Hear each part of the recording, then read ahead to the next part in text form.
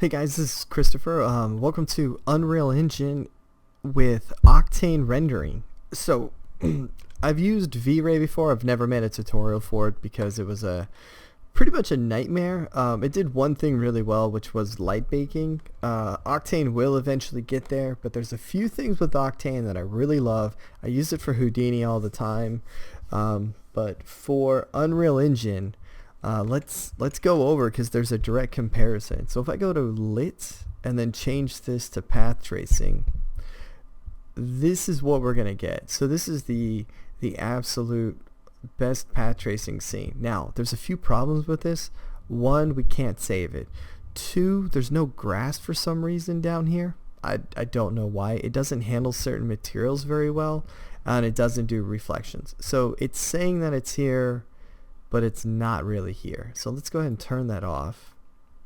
Now you'll notice our grass is back, our sky disappeared. That's because I was doing something kind of weird with the sky. I'll show you that later. So, alright, direct comparisons go like this. If I type in Octane, I made a post-processing volume and I just clicked on all of the ray tracing. So 6 samples for ambient occlusion, global illumination. We can ray trace the skylight. Alright. And that will still add to our scene, but to what extent? So if I go ahead and click on the sky, add a skylight, I've got an HDRI stuck on there. I think I have to crank it up to like 2.5 before it starts showing up too. Alright, and that looks better, markedly better. Let me turn the sky off, see if that does anything. On mine it does. Alright, so if sky's on, this is a 1-to-1 comparison. So for Octane rendering, the thing I like about Octane the most is its speed. So it's got two things. One, over here, if you go to Octane Preferences, you'll see that it can render with 2 graphics cards. I have 3. Normally I use the 1080 to like run whatever program I'm using and use the 2080s for rendering, but it crashes a lot. You can't really tweak the settings, and when I say tweak the settings, this is what I'm talking about. So if we go to our render target for Octane, go ahead and set up. You're going to directional light. You'll set up, you'll click on the directional light that you have in the scene. Turn this off. Alright, and then are you ray tracing? Okay, and then from there, well, you can just keep going down. So camera mode, right now we have on viewport, so we'll just do selected camera, so we're now rendering the same thing. So camera, these are all your camera settings. You'll have to look into those. Things that I like: daylight. I tend to use HDRIs for environments, so textured environments, but we'll go from there. Kernel, this is amazing. Now this is what I really like. The path tracing is regular path tracing. Directional light is straight on direct light. It's for setting up your scene and doing a lot of like work. And then PMC kernel is a specularly correct kernel, which means you can render glass bouncing through a light off of a wall and it like sprays the light perfectly on the wall. Now I set it to 500 samples, diffuse 3 bounces, specular 3 bounces, scatter 3 bounces. So it's regular bounces, reflection bounces, how many we're going to get, and then scattered is like subsurface scattering and some other things. So I've got some caustics on there. I turned on AI light, and then adaptive sampling, cranked it down pretty low, and then there's a denoiser if you keep going. Render passes, don't need any of those. So exposure's fine, and then did I not? Where's denoising? So I enabled denoising, and what that's going to do is if you go over here, now I did not enable post-processing, if you notice that. So post-processing at the bottom is enabled, but not on the render passes. So just enable it here. You also have your settings over here. So we've got our scene set up. This is the Unreal Engine scene with ray tracing. Turn that back on. Alright, so it's doing both at the same time. So this is our scene with skylight, with global illumination, with ray tracing. Now, no matter what we do, this underneath here will never clear out in Unreal. So if I stop this, and you'll watch down here, it's going to constantly keep updating. There's a few advantages with an offline renderer like Octane.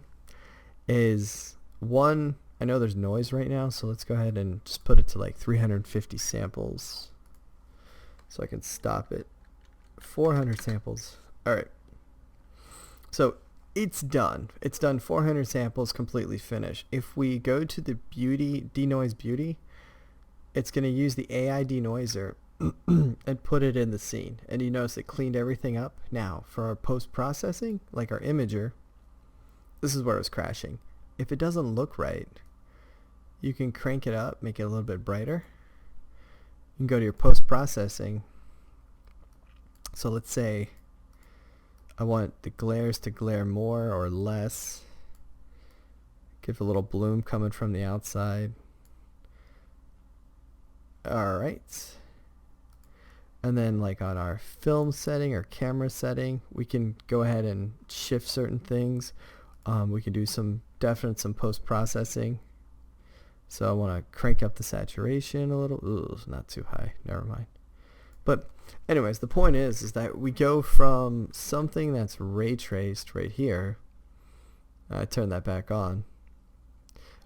Even if we turn it to the path tracing,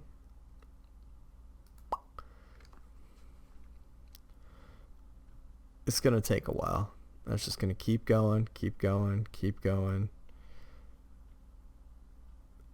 And it's more than 27 seconds. So I'm going to turn that off. Alright, and we'll go ahead and put this back to beauty.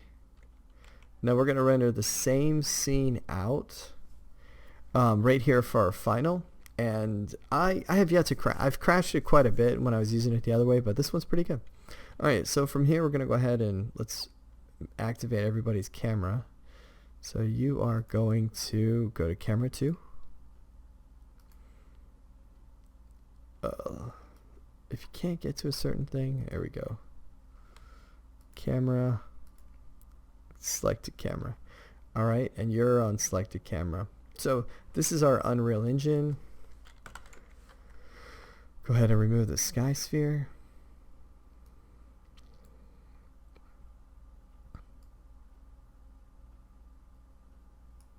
Alright, and I'll put it back for here. So this is our Unreal Engine. I'll go ahead and do a high-res screenshot. Let's do a 2. It's probably gonna crash. Then I'll just go like this and hit print screen. So this is our Unreal Engine scene. And then this is going to be our Octane rendering. Now notice we're on the outside, so I need to definitely adjust my exposure. And that's it. Dragging and dropping objects is an absolute breeze. So let me just find a static mesh. So if I put a door right here, updates the scene very quickly, and you treat it like any other scene. So if I want to like rotate the door rotates, and I'm still rendering for the camera, so let's actually put that back here. This is something cool looking. So put that back, make copy.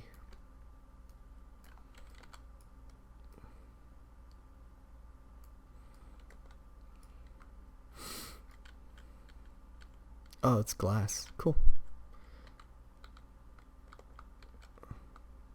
Alright. And our scene constantly renders. Let me turn the skylight off. And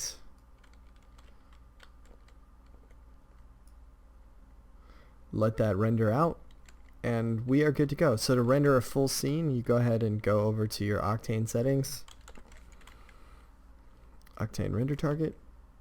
I can definitely turn ray tracing off.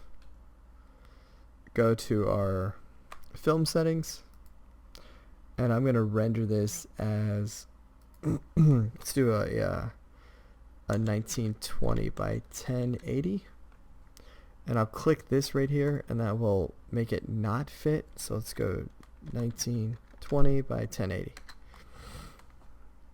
Alright, and it's just going to go ahead and render out the scene. Now mind you, I'm running ray tracing, Octane, and the video at the same time. It's pretty good, man. I'm really excited about it and how fast and well. So I get to use Unreal Engine for my work without having to like constantly fight importing stuff, changing materials, changing all the other things. Super easy. Let me just change one material quick so you guys can see that update. So let's add a steel to the concrete, and I'll do the same for this concrete. I mean, you just drag and drop and it's done. Boom, updates it quickly, instantly, and you're good to go. Alright guys, that is Octane in a nutshell. The foliage works, everything works except for landscapes. Landscapes tend to crash it. And then if you have any questions or you'd like to see anything very specific with this, please just leave a message, and you guys have a great day.